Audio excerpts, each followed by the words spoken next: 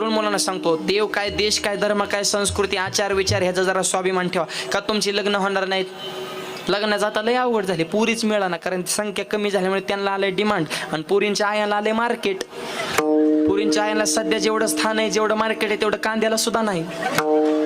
हा, ते कोणाला मोजीनात आहे सध्या. कुठं लग्नाला गेले नुसती शायलिंग नाकात नतला झटका, हा डायरेक्ट.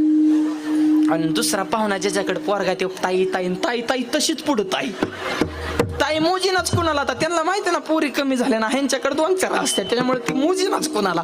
मग ते म्हणतो मग मीटिंग वगैरे फोनवर आता नाही. आणि मग फोन केल्यावर डायरेक्ट फोनवर पाहुण्याला सांगते, आमची मुलगी कोणाला द्यायची नाही. हा, मुलगा दिसाय छान पाहिजे, पगार भरपूर पाहिजे, जमीन भरपूर पाहिजे आणि त्याला आईबाप नसले पाहिजे. हा, बघा आता दुसरे तुमच्या पोरीच्या सुखासाठी दुसऱ्याचा आईबाप मारता काय? तुम्हाला बी पोर राहीत ह्याचं बी जरा भान ठेवा.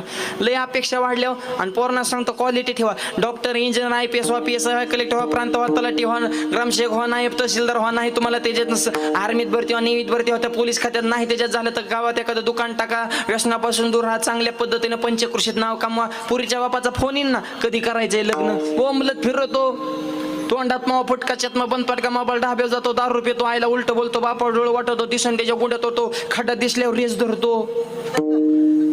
तुला बघितलं तरी DJ वाल्याला घाम सुटते. कोण पुरीचं वाटोळ कराय मोकळय?